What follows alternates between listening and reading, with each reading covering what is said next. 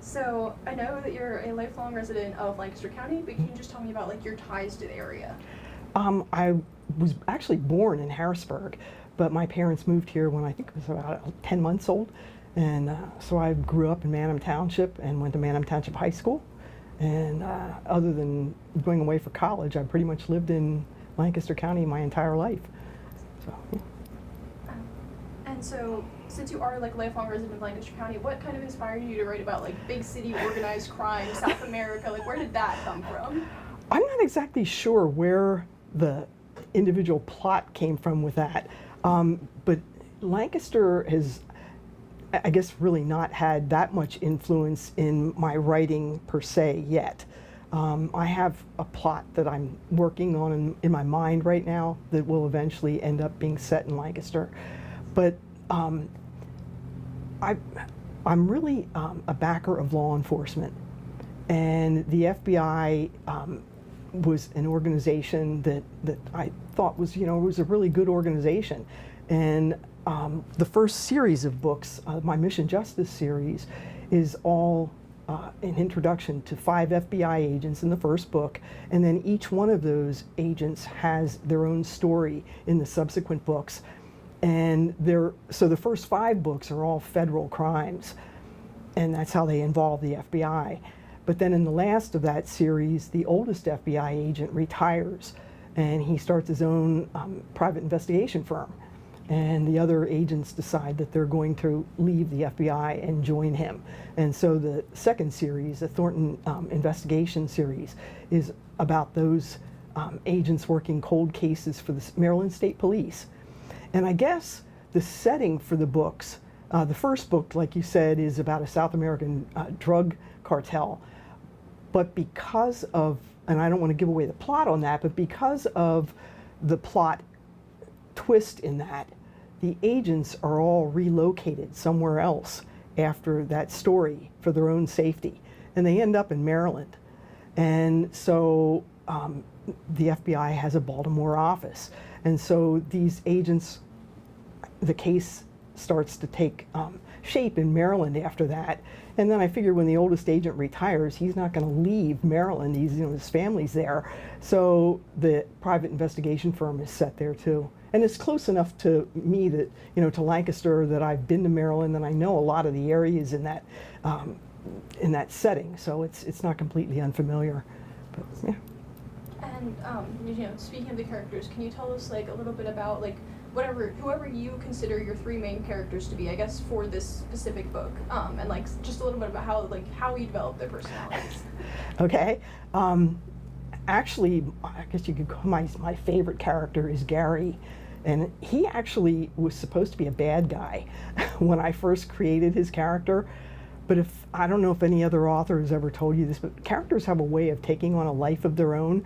And this guy just took off. He was going to be a minor character in the first book, and he was going to be a bad guy. And there was just no way he was going to let me make him a bad guy. and so he's become my favorite character. And he's actually the one that retires at the end of the 5th book. So he's my favorite. And then the other characters, it's sort of hard to say the 3 main characters because there are technically 5 of them that were main characters to begin with. But I guess Zach would probably be my second favorite one. And between Jim Barrett and Lucas Shaw would probably be tied for 3rd. But Zach Taylor would be number 2.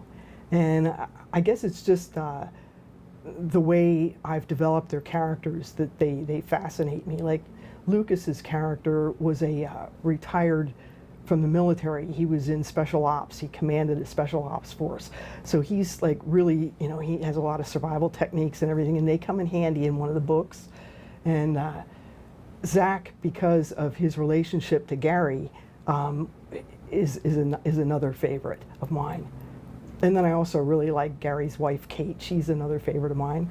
And I've had a couple people tell me that I need to leave Kate alone, that she's I'm not supposed to get her into any more trouble. She's had enough. Yeah, she's had enough. I thought Shaw was going to be the double agent in. Oh, good. this Okay, book, good. yeah. Okay. I did suspect Gary for a little bit. You were saying about making Yeah. a bad character. I did suspect him for a while, and then I was like, no, Zach's dad couldn't do that. Yeah, It just yeah. doesn't make sense. That's why I couldn't. I think he Yeah. didn't want to be the bad guy either. It's like, no, I'm his dad. Yeah. I wouldn't do that to Zach. Yeah, yeah. So I'm glad it misled you for a while, though. That's good. Yeah. Don't say it, but did you know who it was by the end? I Oh, did good. not. Okay, good. Good. That's the Yeah, you object. succeeded. Yeah, good. Good. Okay, and then so we were just talking about you just finished your 10th book. You're working on your 11th, I think it is. Yes. So just wondering, like, from the beginning to like Double Deception to now, have you noticed like your writing style change or become more developed, or like have you noticed patterns in your book? You know, just about your writing style. I think it's a little bit. The writing usually comes a little bit easier now than it did to begin with, because I had, I have enjoyed writing for ages, and I've dabbled in both nonfiction and in fiction, but I had never tried to get anything published, and some of my former coworkers had read some of my Double Deception, and I think maybe even the Phantoms, and they were like, they really enjoyed them, and like, you ought to do something with these books. And that's what finally got me prompted to do something with them. And now, like, the ideas for stories come a lot easier than they did originally. And about the only time that I run into problems is like this last book, the book that is just out as of last night, Quest for Justice. I had problems with how I was going to resolve the very end of it. And I just couldn't, in my mind, come up with an ending that I liked. And that gets really frustrating when when you got the whole book pretty much laid out, written, and all of a sudden the ending that you were thinking of doesn't work for it, and you've got to come up with a different one. And that's challenging. And I actually got so frustrated with it that I put it aside for a while and started to work on book 11. But I finished it, and it's now up on Amazon. Nice. And you sort of touched on this in the beginning, but did you always want to become a writer? Can you tell us just like what was your path to becoming a writer, I guess? I guess my path on it was more getting the stories out of my head because plots run. My mom, who's no longer living, used to tease me that I have an overactive imagination because I go out to Park City or someplace and I just love to watch people, and I can come up with a whole story in my head about what's actually going on over there, and she would tease me about that. And I guess part of my writing was that these plots would form, and it was like, I'm going to try writing some of this down and just see what happens with it. And so I actually started writing in fan fiction. I don't know if you're familiar with that at all, but that's how I first started. And there was a website for the fan fiction that I was working that I was able to publish, and people seemed to really like the stories. And it was like, wow, that's interesting. That site doesn't exist anymore, so the stories are gone. But it was really fun being able to express myself and then have feedback from people that actually I didn't know. And when coworkers started to tell me that the stories were good and that they should, I should do something with them, it gave me enough courage to do it. But it's funny, and again, I don't know if other authors have said this to you or not, but these characters are really personal. I mean, they're almost like children that I've, given birth to, I guess you could say, in a way. And so it's really difficult to let them go out into the world, and you're wondering, are people going to like these characters? And what if they don't like them? And you just sort of have to say, okay, well, some people are going to like them and some people aren't. And you have to resign yourself to that. But I guess that's the path that I had. But even when I was back in college, I enjoyed writing. If I had my choice between a multiple choice test or an essay test, I always loved the essay test because it gave me a chance to write. And I guess the first book, Double Deception, I started that a long time before it ever saw the light of day, for people to read it. And again, it developed, it changed over the course of the life of the story, and finally I found one that I liked. And what did you go to college for? Like, what did you do before becoming a writer? I was a history major in college, and that works into the books a lot of times because I was a big Civil War buff, and so you'll find references to that periodically and just other events in history. Never did anything with that other than writing a few things related to history, but I ended up working for a bank, National Central Bank, which became Hamilton and Core States over the years. I think it's Wells Fargo now. But I worked for them for a while, and then when my dad passed away, my brother and I took over my dad's business, and we were business partners for 16 years. And when the economy started to affect that, and so I left and I went to work for Lancaster Leaf Tobacco Company as their executive secretary, and I retired from there in 2015. Okay, now I have to ask, did your work ever, like, inform your books? Like, did you get any story ideas from, like, you know, any of the places you worked? Or you can say no, I'm just curious now. Let's see, some of the first book, or I'm sorry, the second book, The Phantoms, is about bank robbers. And that storyline actually came to me remembering a storyline, something that actually happened at the bank. It was a bank holdup, right? And I wasn't involved in it, thank heavens, but I knew the people that were involved in it or that were affected by it, and that incident was like, oh, that would be sort of an interesting book, and so that's how that plot came along. But other than that, other than probably just some of the people that I've met over the years have, worked their way either good guy or bad guy into the books one way or another. It's a good way to take out your anger. Yeah, oh yeah. Just have to change the names. Yeah, it's fine. Yeah. I love it. Yeah. And then, I know you do because you just said it, but do you have any plans for future projects, even like beyond maybe the 11th book that you were talking about? I do. The book that I just finished, Quest for Justice, just because that's not, you don't see it down there, that one involves a fatal house fire. And the character that my investigators are going after is a con man who is conning women out of their fortune. Okay, and that's ripped right from the headlines because that happens a lot. And so that's story number 10. Number 11 is called Alaska Nightmare, and it's about a cruise to Alaska that 3 of my characters take with their spouses. And something goes horribly wrong on the cruise. And then the next book after that is called Vanished into Thin Air, and it involves child trafficking. So again, that's another basic headline out of the news these days.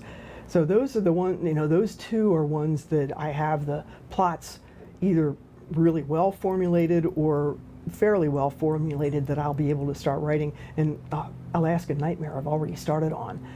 So after that, we'll see. That's probably where the Lancaster story or the Lancaster County story is going to come in.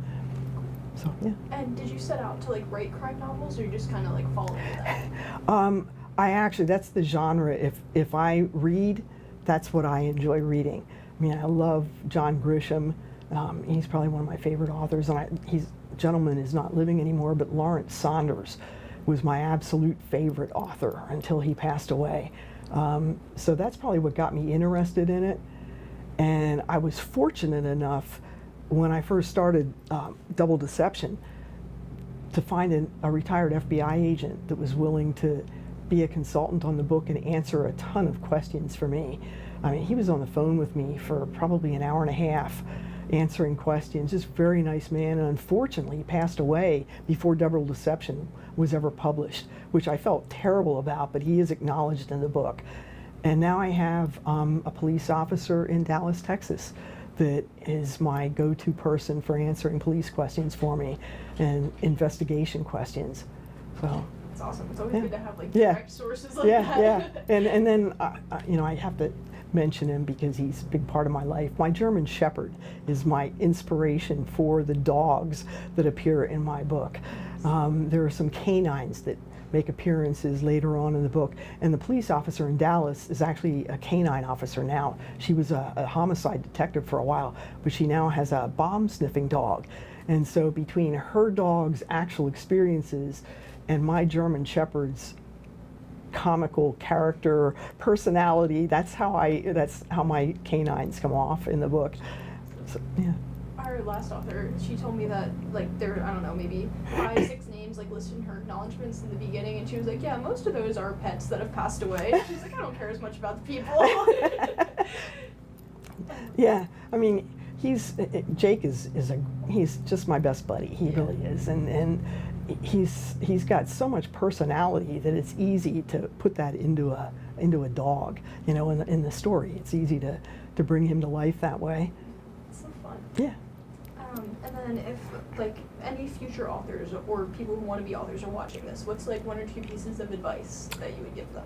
Don't give up, and don't let publishers discourage you.